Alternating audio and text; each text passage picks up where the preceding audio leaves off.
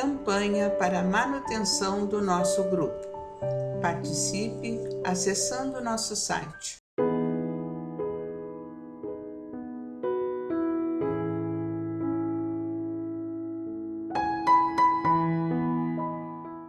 Olá, queridos irmãos, sejam todos bem-vindos ao canal do Grupo Espírita Francisco Xavier. Hoje, iremos dar prosseguimento a mais um programa especial para celebrarmos um ano das reflexões do nosso canal, das obras da coleção Fonte Viva, com a participação dos colaboradores das leituras e comentários das obras Pão Nosso, Vinha de Luz, Fonte Viva, Caminho, Verdade e Vida. Vamos presenteá-los novamente com a roda de conversa. Hoje, com a obra Paulo e Estevão, da excelente parceria de Francisco Cândido Xavier e Emmanuel, lançada em 1941, portanto, há 80 anos. Contamos com a presença de José Henrique Patrício Gomes, Vanderlei Prestes da Silva, Lidiane Escobar e Mauro Cine. Agora passaremos a um rápido relato do primeiro mártir do cristianismo, Estevão. Gesiel, seu nome, era judeu helenista, nasceu em Corinto, província de Acaia, dominada pelos romanos. Gesiel se revelou, desde jovem, destacado estudioso das Escrituras, muito especialmente os ensinos de Isaías. Possuidor de personalidade envolvente, sua família se resumia ao pai e à irmã Abigail, que mais tarde seria noiva de Saulo. Após o assassinato de seu pai, foi feito prisioneiro e atirado ao trabalho das galeras romanas. Abigail, sua irmã, foge para Jerusalém, onde é acolhida como filha de Zacarias e Ruth, casa onde conhece Saulo. Na galera, Gesiel é designado pelo comandante a cuidar de um passageiro ilustre, Sérgio Paulo, enfermo. Cuidou com desvelo e, com a sua influência, consegue liberar, fazendo-o aportar em Jerusalém, onde chega enfermo com a mesma doença do seu libertador. Um desconhecido que frequentava a Casa do Caminho o encaminha, onde recebeu o amparo e se fez aluno de Simão Pedro, que lhe disse que faria dele seu filho. Aprende a boa nova do Cristo, começa a colaborar com as tarefas e ajudar os desvalidos. Agora, já com o nome de Estevão, fica conhecido. Acontece um complô contra Estevão, que esse complô foi apoiado por Saulo. É preso, julgado e apedrejado. Em seus últimos momentos, encontra Abigail e morre em seus braços, onde, nos seus últimos suspiros, pede à irmã que ore a prece que a mãe de ambos ensinara. É uma prece com muita emoção. Então, agora nós vamos passar a nossa roda de conversa. Preparados, irmãos? Então, vamos lá. Henrique. Olá! Olá, Henrique! Olá! Olá, irmãos! Tudo bem? Tudo bem. Então tá, Henrique. Nós vamos à primeira pergunta. Tá bom. Como era Saulo de Tarso? Saulo de Tarso. Saulo, antes de ser o nosso Paulo, nosso apóstolo dos gentios, nasceu em Tarso, na Cilícia, hoje Turquia, uma família judaica da dispersão, que eram aquelas famílias que se distanciavam da região de Israel, iam fixar morada em outros países. Saulo era um jovem inteligente, estudioso, dedicado às leis, ao estudo das leis, era membro do Sinédrio. O Sinédrio era a assembleia dos juízes judeus naquela época, né, que compunham uma corte. Era um homem importante. Saulo, além de ser de família judaica, ele tinha cidadania romana, e isso lhe dava uma posição de destaque, né, perante aos outros membros do Sinédrio. Era um homem dedicado ao estudo, falava vários idiomas, entre eles o hebraico, falava o aramaico, falava o grego.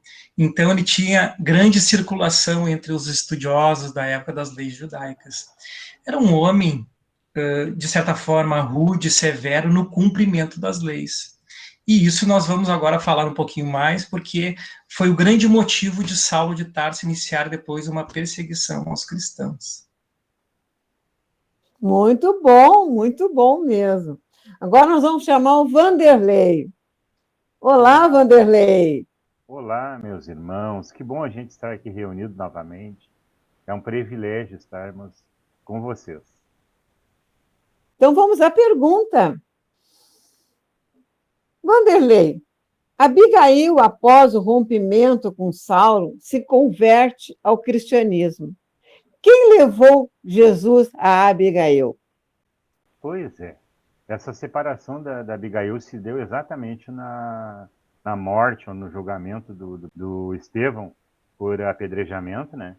E nesse momento era o ápice de Paulo. Ele queria apresentar a noiva à sociedade. Ele estava realizado com o noivado dele. E quando ele descobre que o Estevão era o irmão perdido de Abigail, e ao mesmo tempo ele entra em conflito porque era a futura esposa dele que se expôs ali quando desceu lá, e Estevão morreu nos braços dela, e por incrível morreu perdoando o Paulo pelo ato que ele havia feito. Então naquele momento se rompeu algo em Paulo, ele se afastou de Abigail, com culpa, uma série de coisas balançou o mundo de Paulo. E houve um rompimento. E a partir dali ele se afastou. E à medida em que ele se afastou, Abigail adoeceu. E depois de um certo tempo, ele já pensando, já refletindo, ele sente falta do amor de Abigail e volta a procurá-la. Mas quando ele volta a procurá-la, Abigail já procurou ajuda na casa do caminho. E lá na casa do caminho conheceu Ananias. E foi Ananias que levou Jesus para Abigail e a converteu à causa do Cristo. E daí, quando Paulo retorna, Abigail já está convertida, já conhece o Cristo, e é mais uma desilusão para ele, né? Muito bem. História emocionante, né? Esse livro é belíssimo, né, Vanderlei? Mas vamos continuar. Lidiane, minha querida. Olá, tudo bom, irmão? Olá, querida. E aí? Vamos lá. Lidiane, a missão de Paulo, né? Tem uma frase: Senhor, o que queres que eu faça? Pois então, essa frase, ela é ímpar, né, dentro da história, e ela vem justamente a partir de um chamamento de Jesus, né, para Paulo. E dentro da sua missão, né, que Jesus lhe convocou, foi justamente por uma necessidade no processo da comunidade cristã naquela época em geral, começou a sofrer influência muito forte do judaísmo, e quase todos os núcleos que eram organizados à época, à luz dessa doutrina, né, pretenderam guardar feições aristocráticas, né? Então, aristocracia, para quem não sabe, seria privilégios de classe, né? Então, em face dessas novas igrejas que estavam se criando, essas associações que estavam se fundando em diversos pontos, Jesus chamou o espírito enérgico, né? Utilizou justamente essa energia de Saulo ao exercício do ministério. Essa deliberação foi um dos acontecimentos mais significativos da história do cristianismo, sem sombra de dúvida. A sua influência foi providencial para que tivesse um fim, né? Pusesse um fim a essa aristocracia injustificável que está longe de ser o cristianismo, né? Dentro da comunidade cristã, nos seus tempos inesquecíveis de simplicidade e pureza, que é essa expressão que ele utiliza. Então, as ações e as epístolas de Paulo foram justamente tornaram elementos poderosos de universalização da nova doutrina. Que lindo, né? Então, Tali, agora nós vamos lá no Maurinho. Maurinho! Oi, tudo bem? Olá, amigo. Tudo? Prazer, Como é que você está, amado? Prazer estar aqui. Coisa boa, né? Falando desse livro maravilhoso. Certamente. Mas, Maurinho, eu gostaria que tu relatasse algumas viagens de Paulo. Já Paulo convertido, né? Claro, claro. Assim, vocês sabem que Paulo de Tarso é considerado o apóstolo dos gentios, porque desde o início ele tinha certeza que se o cristianismo ficasse circunscrito nos israelitas cristalizados no orgulho da lei, o cristianismo iria sucumbir, não iria adiante, não iria chegar ao fim que Jesus queria. Então, por isso, ele resolveu fazer as suas viagens apostólicas, missionárias. Foram 4. Então, sempre as 3 primeiras saindo de Antioquia, que era uma cidade na Ásia Menor, hoje é uma parte da Turquia. Então, de 45 a 49, ele iniciou a primeira viagem, saindo de Antioquia, indo por Chipre e outras cidades que haviam na volta, e encerrando em Jerusalém, onde ele foi convidado por Pedro para participar de uma assembleia no Concílio de Jerusalém, na Casa do Caminho. Nos anos 50 e 52, também saindo de Antioquia, ele faz a sua segunda viagem, onde ele parte para a Síria, Cilícia, e onde também ele faz a sua famosa viagem para a Grécia, onde em Atenas ele foi muito mal recebido, não foi compreendido. Então ele sai de Atenas e vai para Corinto, onde em Corinto ele funda uma igreja que teve uma importância muito grande para o cristianismo na época. Depois ele passa em Éfeso e algum tempo em Cesareia. A terceira viagem dele foi entre os anos 53 e 58. Também saiu de Antioquia e terminou em Jerusalém. Passou por Éfeso, Filipos, Tessalônica e muitas outras cidades. Sempre, naturalmente, teve muitos problemas nas cidades, ele acabava sendo supliciado, torturado, preso, muitas coisas aconteciam, perseguições, não é? Ele sofreu muito. A última viagem dele, missionária também, embora não tenha sido esquematizada como uma missão, ele foi preso em Jerusalém. Como ele era cidadão romano, ele foi embarcado para Roma. Então, ele saindo de Jerusalém, passou por Chipre, Rhodes, Creta, Grécia, passando pela Sicília e até atingir o sul da Itália. Lucas, nos Atos dos Apóstolos, relata um pouquinho as peripécias dessa viagem, aonde ele naufragou, muitas coisas aconteceram. No livro, o Emmanuel também explica muito bem. As pessoas iam em todos os portos onde eles aportavam, iam se despedir de Paulo. Eles tinham certeza, não é, de que seria a sua última viagem, não iriam mais vê-lo. Então, iam se despedir dele. E ele chegou em Roma, ficou em prisão domiciliar por 2 anos e graças a uns amigos que ele tinha mais próximos ao imperador, ele foi solto. E aí então ele retornou, mas ele não foi, ele saiu de Roma, ele foi para as Gálias, ele passou pela França e, segundo Emmanuel, ele foi também para a Espanha. Só em 2008, alguns historiadores, né, ligados não só à teologia, mas principalmente à história da Europa, chegaram à conclusão de que Paulo realmente visitou a Espanha, na cidade de Tarragona. Está registrado a sua visita na Espanha. Nós não vamos encontrar isso nem nos Atos dos Apóstolos, só no livro Paulo e Estevão. Muito bem, muito bom, né, Paulo? Né, Maurinha? Essas viagens maravilhosas onde ele levou o seu recado, né? Exatamente. Paulo é um grande exemplo para nós, né? Grande exemplo. Em cada É, cidade que ele passava, ele fundava uma igreja. lugar. Em Isso cada aí. cidade. Então, muito bom, muito bom.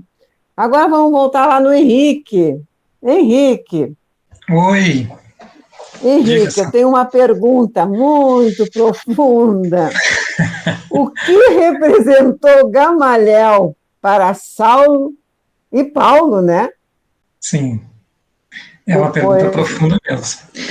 No livro Paulo e Estevão fica bem claro a importância de Gamaliel para Saulo, para Paulo, né?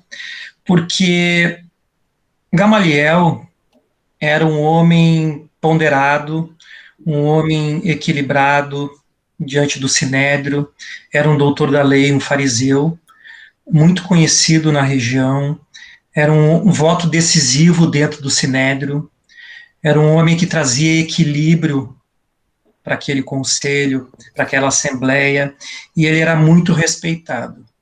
E para Saulo, Gamaliel significou como se fosse um segundo pai.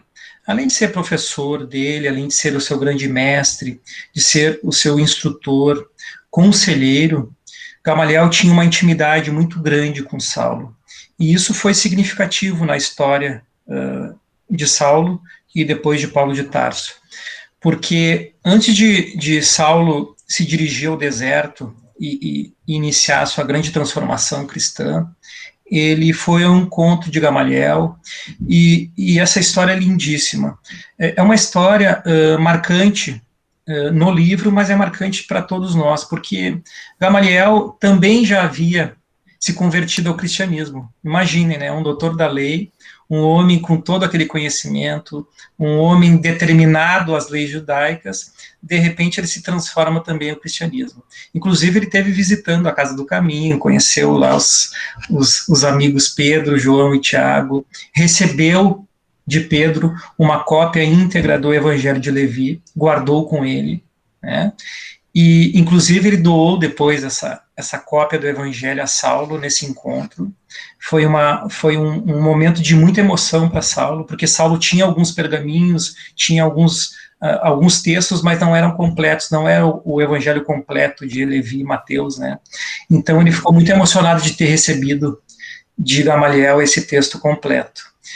E durante esse diálogo, porque Gamaliel estava sozinho já, abandonado pela família, ele tinha sido tido como louco, porque ele abandonou todas as posses, abandonou todo o materialismo para viver uma vida de cristão. Então ele estava sozinho, longe de todos os amigos, ele foi literalmente abandonado. E aí quando ele recebe Saulo, aquilo para ele foi um motivo de salvação para ele. Ele confiou cada vez mais em Jesus.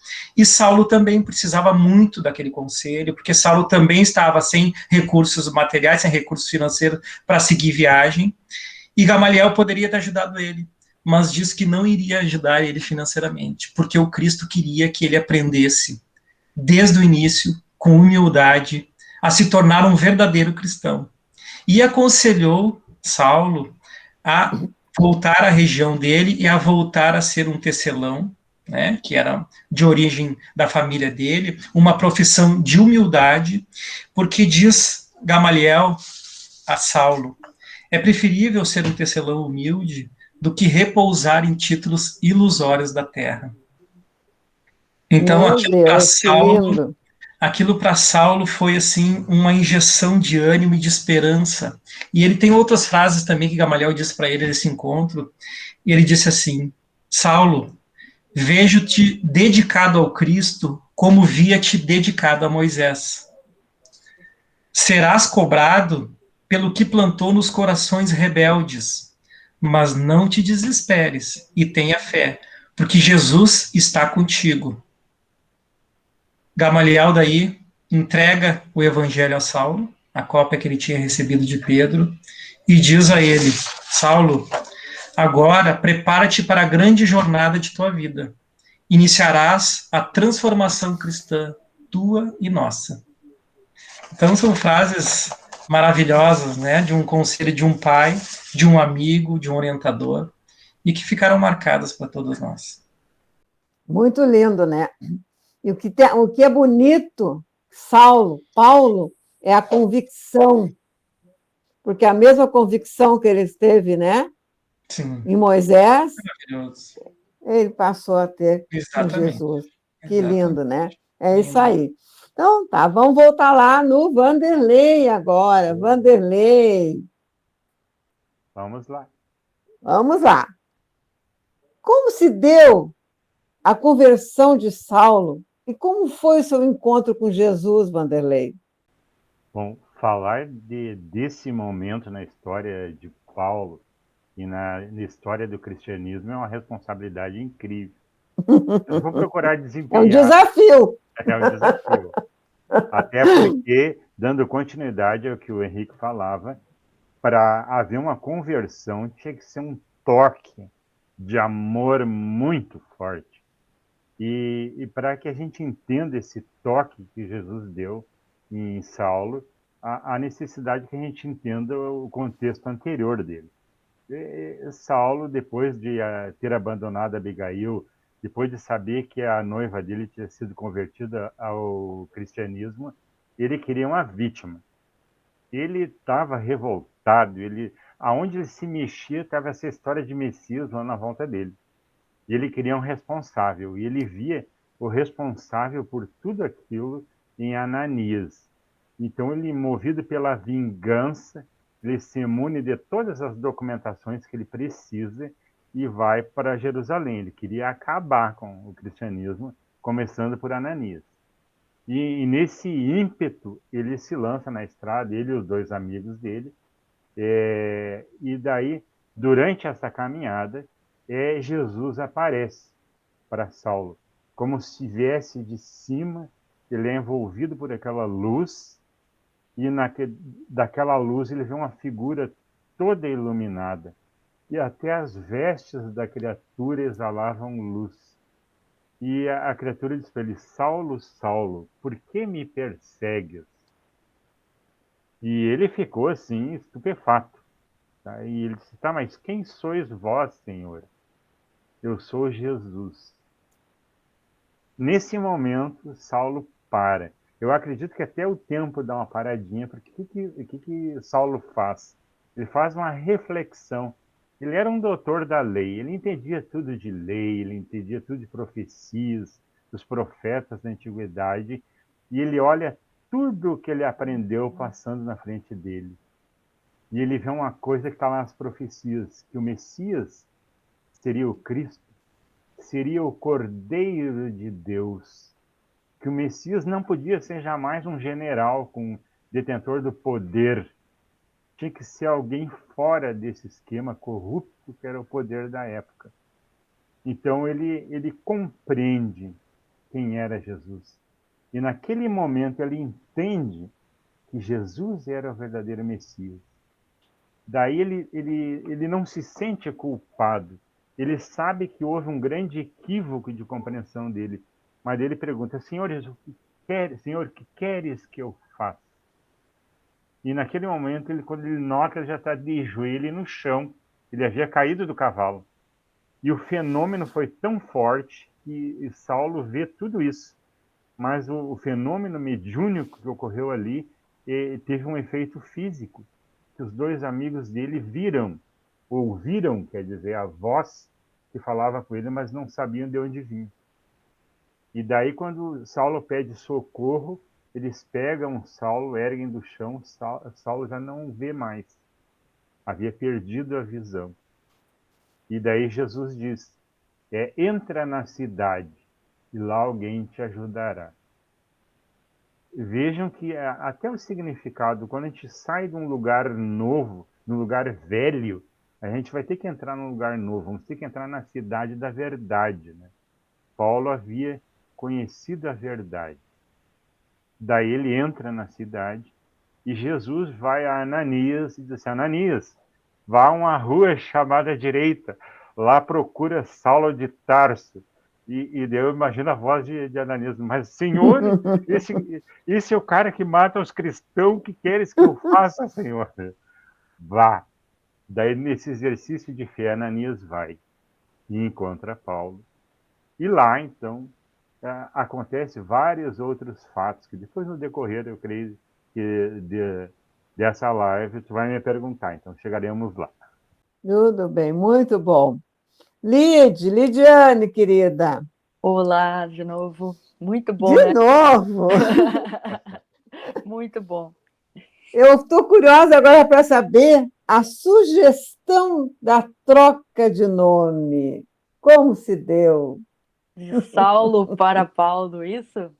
Isso! Esse é bom. Essa é uma história, como tantas, né, dentro dessa obra lindíssima. Esta é vem enriquecer o nosso conhecimento. E essa troca de nome, na verdade, ela teve o seu início lá com Ananias, logo a sua conversão, né? E Saulo pediu para ser batizado, né? Para esse novo homem que estava nascendo ali. E o próprio Ananias lhe sugeriu, como naquela época, nós já comentamos isso, né? Naquela época era muito comum, quando você tinha uma nova missão, um novo trabalho, trocar de nome. Ananias lhe sugeriu que ele trocasse de nome. Mas naquele momento ele acabou não indo adiante na ideia. Mas continuou sua trajetória. E, posteriormente, no encontro com Barnabé, né, eles estavam trabalhando juntos e acabaram, dentro desse trabalho missionário, eles converteram um procônsul chamado Sérgio Paulo. E se vocês vão lembrar, quem estava prestando atenção, lá no início, a irmã Sandra falou, né, do Sérgio Paulo, é aquele que libertou Gesiel, né, ou Estevão, daquele navio. Das né? galera. Isso aí.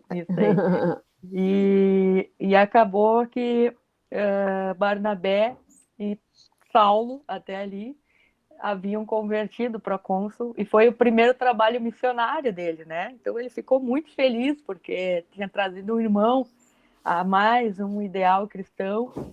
E então o Barnabé sugeriu a Paulo que trocasse, né, o nome, porque como Ananias já havia lhe solicitado e ele ainda não tinha escolhido algum nome, Barnabé faz o questionamento, né? E Saulo, naquele momento, fala, em homenagem a esse grande trabalho que nós acabamos de fazer, esse irmão, Sérgio Paulo, vou trocar só uma letra, né? Saulo para Paulo.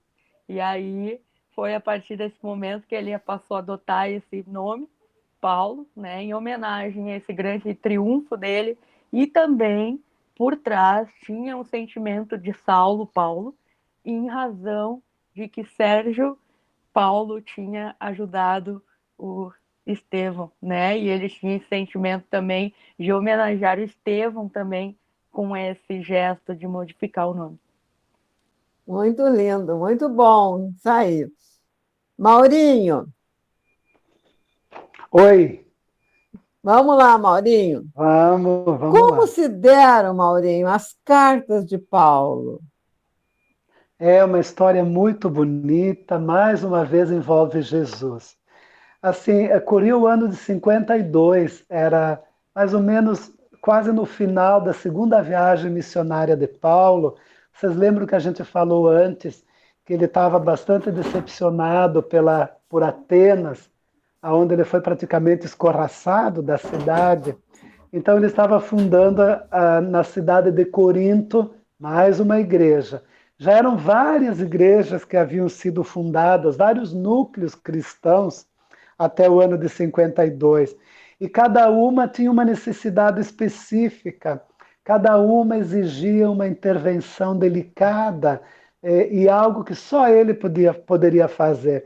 E ele estava muito preocupado, porque ele recebia notícias dessas cidades, dos problemas que estavam ocorrendo. E então, numa noite muito tranquila, onde ele estava sozinho na igreja, ele se ajoelha. E ele se ajoelha na igreja e ele começa a conversar com Jesus mentalmente, fazer uma prece, não é?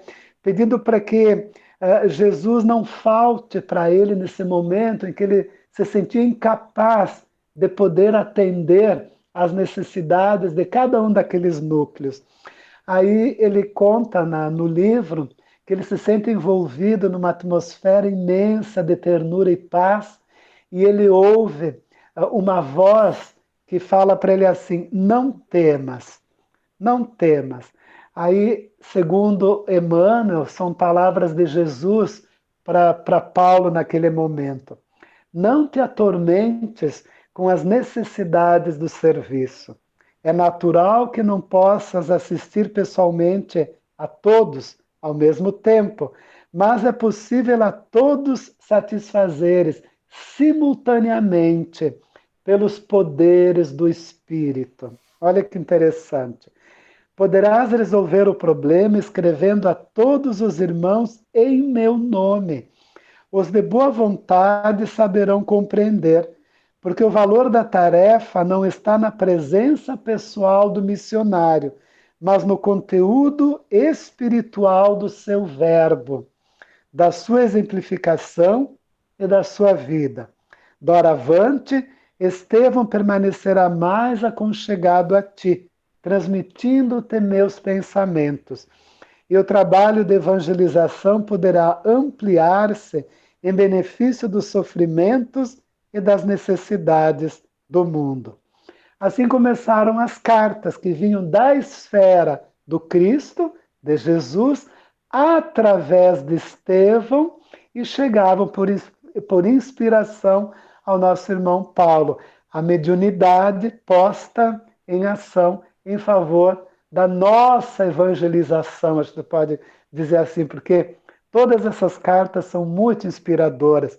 Nós tivemos, algumas foram salvas, a dos Romanos, 2 aos Coríntios, Gálatas, Efésios, Filipenses, Colossenses, 2 aos Tessalonicenses, 2 ao seu amigo Timóteo, uma a Tito, uma a Filemon e a última aos Hebreus. Muito lindo, muito bom mesmo. Então tá, agora nós vamos voltar um pouquinho para a história, lá do comecinho do livro. Henrique. Oi. Quando e por que começou a perseguição de Saulo aos cristãos? Pois bem, essa história vai nos dar uma ideia da importância do Cristo naquela época, junto aos judeus, porque nós vamos perceber, Saulo foi convocado pelo Sinédrio logo após a morte do Cristo, porque muitos judeus estavam se convertendo ao cristianismo. E isso preocupou muito os doutores da lei, os membros do Sinédrio, os fariseus, porque o número era enorme de judeus se convertendo ao cristianismo. E convocaram Saulo para descobrir o que estava acontecendo, o porquê de tantos irmãos saírem do judaísmo e irem para o cristianismo. E Saulo, conversando com alguns amigos, ouviu falar na Casa do Caminho em Jerusalém. E ele convocou Gamaliel e Sadoc, seu amigo, a irem juntos na Casa do Caminho e entender e compreender como os cristãos recebiam lá esses irmãos doentes, os excluídos, os pobres, os aflitos, para compreender como era esse trabalho. E ouviu falar também num jovem que tinha uma oratória fácil, determinada, inteligente e que também conhecia muito sobre as leis, chamado Estevão. E chegou lá, uma pequena igreja, na Casa do Caminho. Estevão estava pregando. E Saulo ficou impressionado com as palavras daquele menino, daquele jovem. Tanto que ele o interpelou durante a pregação.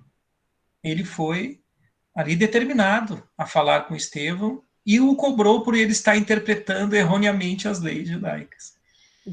Gamaliel conversando com ele e disse: vamos nos acalmar, vamos voltar ao Sinédrio, vamos depois decidir o que fazer. Nós estamos aqui numa casa de fraternidade. Gamaliel já estava sendo tocado pelo cristianismo. Então, ele convenceu Saulo a desistir ali naquele momento de ser agressivo, de ser bruto, cruel com Estevão. Mas ele voltou ao Sinédrio e depois nós vamos conhecer melhor a história, nós vamos saber que ele pediu autorização através de cartas a prender os cristãos, iniciando, né, por Estevão, na sua condenação, na sua morte, e assim segue por diante. Mas a importância de nós compreendermos como o cristianismo foi muito determinante para muitos judeus da época. E às vezes a gente passa despercebido por essas questões. Exatamente, é isso aí. Muito bem. Vanderlei.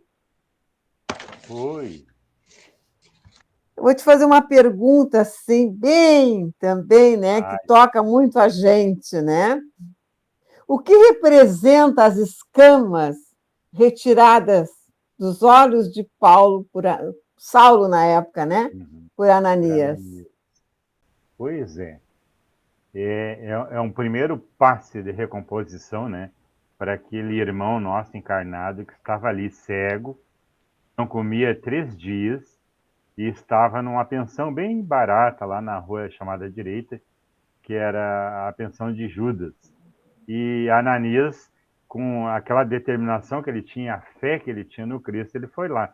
Mesmo sabendo que era o terror dos cristãos que estavam lá, ele foi.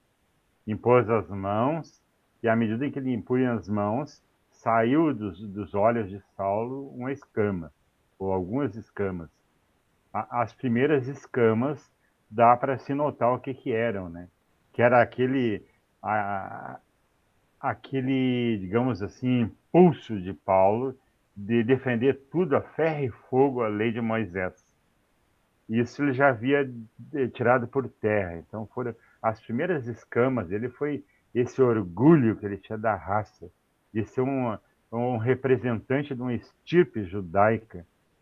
Acho que foi a primeira lição de humildade dele. A primeira escama, então, que foi tirada. Depois ele foi percebendo os equívocos, as escamas do equívoco foram abandonando, e depois, consciente disso, quando ele foi para o deserto, ele sabia que ainda tinha escamas para serem tiradas e que ele próprio teria que fazer isso. E não só deixar tudo nas mãos de Ananias, né? E, assim, houve uma transformação radical, porque ele começou a ver na hora. E à medida que ele começou a ver, ele já queria ir lá para casa do caminho falar de Jesus. E levaram ele assim para falar de Jesus, e ele falava, só que a assistência ficava aterrorizada, porque aquele era digamos assim, o assassino dos cristãos da época. E daí Barnabé teve que intervir. Lembram do Barnabé que viajava com Paulo nas viagens? Ele interviu e chamou os discípulos e apresentou Saulo aos discípulos, e os discípulos ouviram a história dele. E à medida em que ouviram a história dele, eles realmente se convenceram que aquela pessoa que havia falado com ele era Jesus. E que ali tinham agora, não o perseguidor dos cristãos, mas o convertido. Então, essas foram as escamas que foram tiradas inicialmente de Saulo. E depois, com o passar do tempo e a missão que Jesus deu para ele, que a própria Abigail já dizia assim, Paulo, Jesus tem uma missão para ti. Ele ficou horrorizado com aquilo ali, né? Mas a Abigail já estava ali com ele, Estevão já estava ali com ele, ajudando, intuindo ele, né? Então, foi um trabalho assim incrível. Esse marco foi tão forte que ficou na história da cristandade, né? E eu acho essa passagem maravilhosa. E as escamas, o primeiro passo dele foi não ficar no caminho, né, de Damasco. Quantos de nós ficamos no caminho de Damasco? E quantos de nós não conseguem tirar as escamas? Verdade, verdade. É isso aí, Vanderlei, muito bom. Lide. Mais uma perguntinha, meu doce. Vamos lá. Por que Paulo foi para o deserto e quanto tempo ficou por lá? Que pergunta! Muito boa pergunta. Não vou contar tudo, né? Que eu quero que o pessoal leia o livro, né? Claro, mas lógico, a ideia é essa, né? Mas essa situação é bem interessante, porque logo, né, da conversão de Paulo, ele ficou na dúvida se ele voltava para o Sinédrio, né? Então, naquela dúvida, e aí ele foi conversar com Gamaliel, como o irmão Henrique já nos trouxe, né? E nessa conversa com Gamaliel, o próprio lhe instruiu que ele esperasse um pouco, né? Não retornasse ainda ao Sinédrio, porque lá os irmãos poderiam não compreender muito bem, né, suas novas palavras, suas mudanças de comportamento, né? Imagina, se nós chegamos assim, mudamos de comportamento do nada, já achou estranho, né? Imagina naquela época. Então aí Gamaliel lhe sugeriu que ele retornasse à sua vida simples, de tecelão, né? Aquela vida mais humilde, né? Como ele disse, aprender de novo o caminho da vida, que é essa expressão que ele trouxe. E eu gostaria de ler um trechinho do que Gamaliel, ou melhor, que Saulo disse, né? E ele fala assim: aprenderei de novo o caminho da vida, encontrarei no ruído do tear os estímulos brandos e amigos do trabalho santificante. Conviverei com os mais desfavorecidos da sorte, penetrarei mais intimamente nas suas amarguras de cada dia. Em contato com as dores alheias, hei de saber dominar meus próprios impulsos inferiores, tornando-me mais paciente e mais humano. Né? Então, é que ele já traz um cadinho dessa obra, né, para a gente se deliciar, e que foi nesse grande propósito de reencontrar-se e fortalecer as suas convicções do cristianismo, ele retornar depois ao Sinédrio mais forte, renovado e com a essência do cristianismo, né, dentro do trabalho. E lá, nesse período que ele ficou peregrinando pelo deserto, foi por aproximadamente 3 anos, né? Foi o período que ele ficou lá fazendo esse momento mais de reclusão e reflexões, né? Muito lindo, né? Muito lindo mesmo. Muito, muito lindo. Ai, esse livro é emocionante, né? Emocionante. Mas vamos lá, Maurinho. Oi. Tem essa pergunta aqui. Sua derradeira viagem, sua morte e os encontros no retorno à pátria espiritual.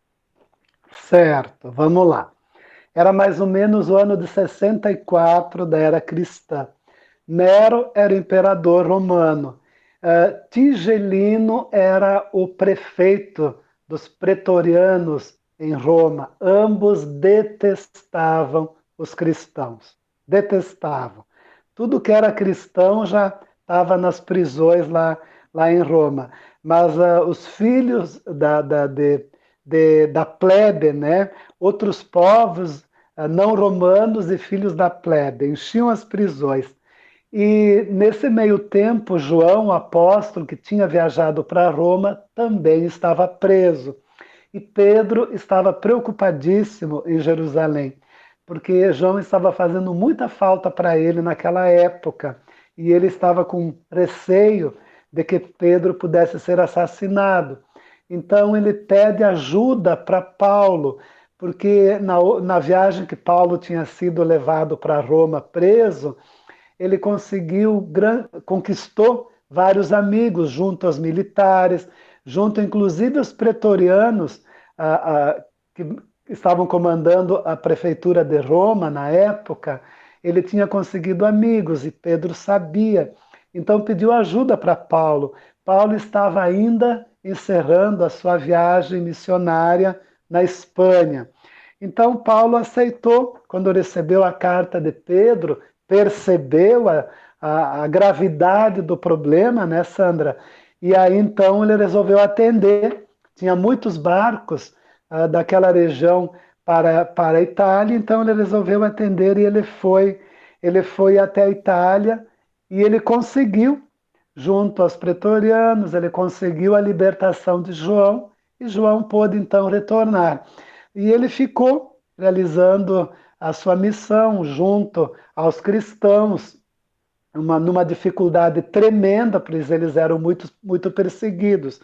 E na manhã de 16 de julho daquele ano, 64, Nero incendiou Roma. É uma história bastante conhecida, não era para incendiar toda a cidade, ele tinha propósitos políticos, então a ideia dele era um pequeno local, um pequeno bairro, que ele iria fazer isso para depois reconstruir da sua maneira, mas na realidade a cidade acabou totalmente incendiada.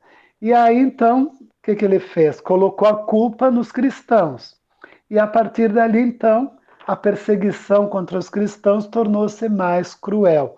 Então, nesse momento é que Paulo é preso. É preso também e condenado à morte. Então, a morte dele foi através da espada, né, decepar a cabeça.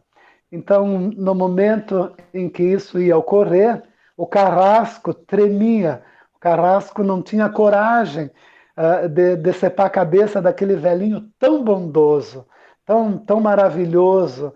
Né? Ele lamentava muito, e Paulo disse que não era para lamentar por ele, era para lamentar por ele mesmo, o Carrasco, porque depois que ele consumasse a sua missão de Carrasco, ele teria que retornar para junto daquele povo difícil, não é? Daquele povo sanguinário da qual ele fazia parte.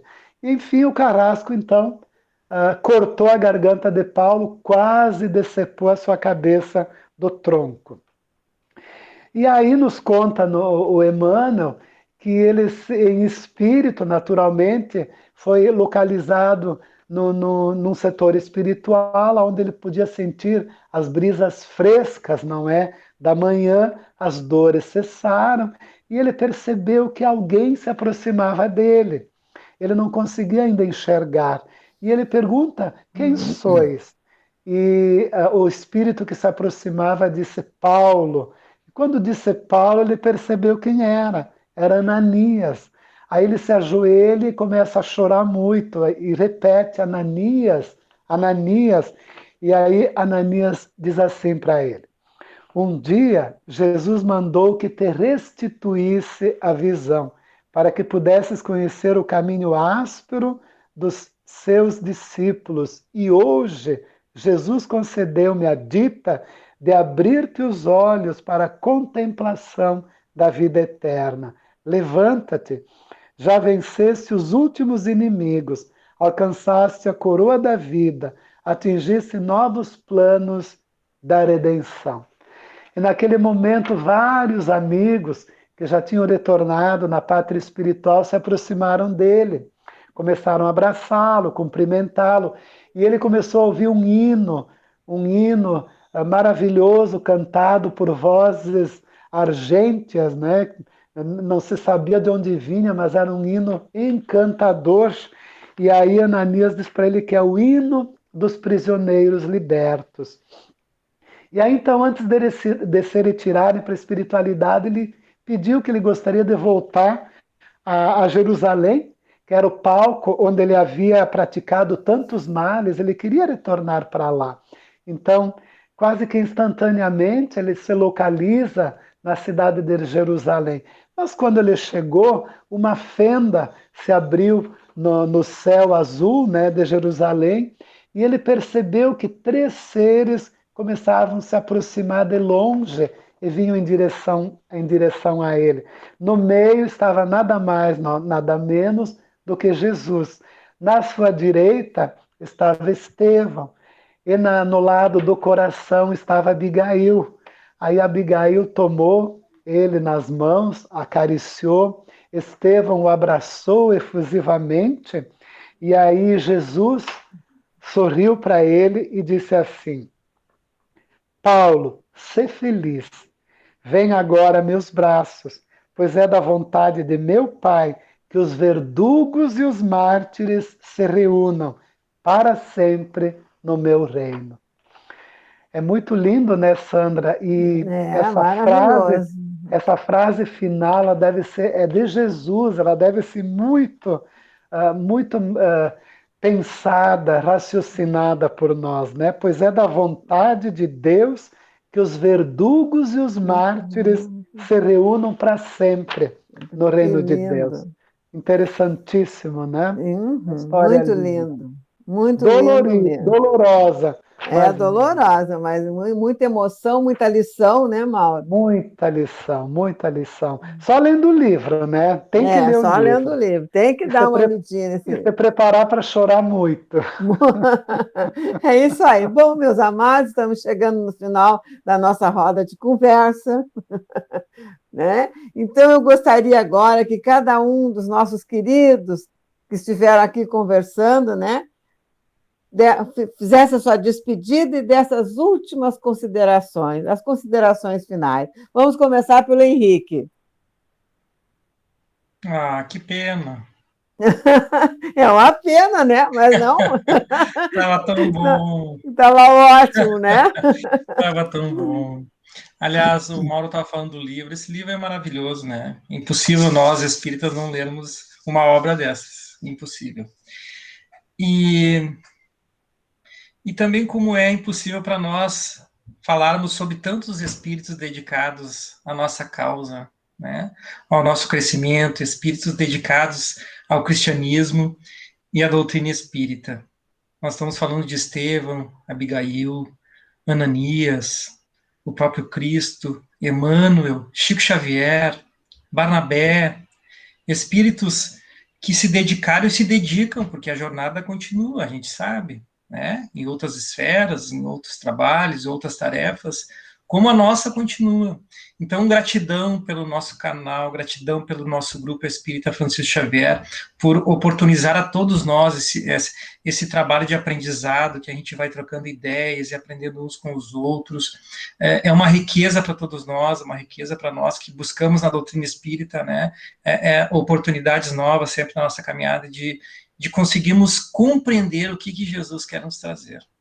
Então, e a gente deve se perguntar, né? E perguntar ao Cristo nessa frase célebre que eu acho que fica marcado no livro, Senhor, o que queres que eu faça? O que a gente pode fazer a cada dia para melhorar um pouquinho? Nós não vamos fazer o que esses homens fizeram, mas a gente pode melhorar um pouquinho a cada dia. Gratidão. É isso aí. Gratidão. Então tá. Vanderlei, considerações finais e a sua despedida.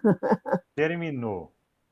Mas eu diria àquelas pessoas que nos assistem, nossos irmãos, nossos frequentadores do canal, que é com gratidão que a gente encerra, com muito amor, a gente encerra esse trabalho e convida a todos a não ficarem aí parados no caminho de Damasco, mas vamos entrar na cidade, vamos ir adiante, vamos ler o livro. É muito interessante o livro, é assim, é uma pérola de ensinamento, de amor, de história de amor que o Cristo nos envolve. E vamos adiante. Vamos fazer a mesma pergunta lá do nosso irmão Henrique. Senhor, o que queres que eu faça? E vamos fazer a coisa com amor. Não vamos fazer por obrigação. Vamos adiante. Não vamos parar no meio do caminho. Gratidão. Isso aí. Então, agora, Lidiane, as suas considerações finais, a sua despedida. Muito bem. Como não se emocionar, né? Com tanta beleza. Essa obra, sempre quando eu leio, eu me emociono, toca meu coração. E, irmãos, quero agradecer por estar aqui reunido com vocês. É uma gratidão imensa compartilhar tanta riqueza, tanta luz e viver Jesus em nossos corações. Que a gente possa cada vez mais brilhar a nossa luz para renovarmos, principalmente a nós, que somos os maiores devedores, mas com certeza Jesus está conosco. E vamos, irmãos, vamos trabalhar, que é isso que Jesus quer que façamos. Trabalhemos. Vamos arregaçar as mangas e vamos trabalhar. Trabalhar, que é isso que Paulo nos ensinou, Estevão nos ensinou nas suas caminhadas, nas suas dificuldades, e que eles enfrentaram dificuldades infinitamente maiores do que as nossas, né? Que hoje enfrentamos, temos tantas facilidades em recursos tecnológicos, né? E às vezes fazemos corpo mole, vamos dizer assim. Então, Paulo nos deixou a fé, a esperança e a caridade. E, por último, gostaria de dizer uma frase que Ananias lhe disse: é preciso morrer para o mundo, para que o Cristo viva em nós. Muito obrigada, irmão. Lindo, lindo, lindo. Maurinho, considerações finais, a despedida. Como falamos das cartas de Paulo, eu vou ler um pequeno trechinho da primeira carta de Paulo aos Coríntios, que toca a todos nós, acho que é muito, muito Lindo, lindo, lindo. e está no nosso Evangelho segundo o Espiritismo, né, aproveitado por Kardec. Se eu falar a língua dos homens e dos anjos, e não tiver a caridade, sou como o metal que soa, ou como o sino que tine. E se eu tiver o dom de profetizar e conhecer todos os mistérios, e tiver a perfeita ciência de todas as coisas, e se eu tiver ainda toda a fé possível, até o ponto de transportar montanhas, se eu não tiver a caridade, eu nada serei. E se eu tiver distribuído meus bens para alimentar os pobres e deixado meu corpo para ser queimado, se, todavia, eu não tiver caridade, tudo isso de nada me aproveita. A caridade é paciente, é benigna. A caridade não é invejosa, não obra temerária e precipitadamente. Ela não se envaidece, não é ambiciosa, não busca os seus próprios interesses, não se irrita, não suspeita mal, não se alegra com a injustiça, mas sim com a verdade. Tudo suporta, tudo crê, tudo espera e tudo sofre. A caridade nunca, jamais há de acabar, ou deixem de ter lugar as profecias, ou cessem as línguas, ou seja abolida a ciência. Agora, pois, permanecem essas três virtudes: a fé, a esperança e a caridade, mas entre elas a maior é a caridade. Muito obrigado, foi um privilégio. Muito bem, meus amados, chegamos ao final desse trabalho maravilhoso, trabalho tão emocionante. Mas antes de encerrarmos, eu gostaria de fazer um breve relato do encontro de Abigail, espírito, com Paulo de Tarso. Paulo estava num momento muito fraquejando, muito chateado, né? Porque ele trazia tantas coisas do passado dele, aquilo incomodava, né? Então, naquele momento, ele começou, né, a ficar tristonho, angustiado. Mas, de repente, ele começou a alinhar o pensamento, foi indo tranquilo e começou a sentir a presença, né, de Abigail. E ele vai e começa a fazer perguntas para ela. Esse relato do livro é lindíssimo. Eu só vou fazer um pequeno relato desse diálogo dos dois. A primeira pergunta, ele diz assim: que fazer para adquirir a compreensão perfeita dos desígnios do Cristo? Ama, responde Abigail. Ama. Como fazer para que a alma alcançasse tão elevada expressão de esforços com Jesus? Trabalha. Trabalha, disse Abigail. Como conciliar as grandiosas lições do Evangelho com a indiferença dos homens? Espera. Espera. Que lindo, né? E aí, como adotar Eu troquei aqui, Giovana, eu vou ter que fazer essas perguntas de novo, tá? Sem problema, pode começar. Vou começar com a primeira. Não. Que fazer para adquirir a compreensão perfeita dos desígnios do Cristo? Ama, responde Abigail. Ama. Como fazer para que a alma alcance tão elevada expressão de esforço com Jesus? Trabalha. Trabalha. Que adotar providências contra o desânimo destruidor? Espera. Espera. E como conciliar as grandiosas lições do Evangelho com a indiferença dos homens? Perdoa. Perdoa. Então, esse foi um momento muito lindo do livro também. Meus amigos, infelizmente, estamos encerrando nossa roda de conversa. Leiam, estudem a obra Paulo e Estevão e também os Atos dos Apóstolos, que é uma passagem linda, né, do nosso Evangelho. Esperamos que tenham apreciado o nosso trabalho, agradecemos a presença de todos, né, assistindo esse programa e os outros programas do canal. Até uma próxima atração.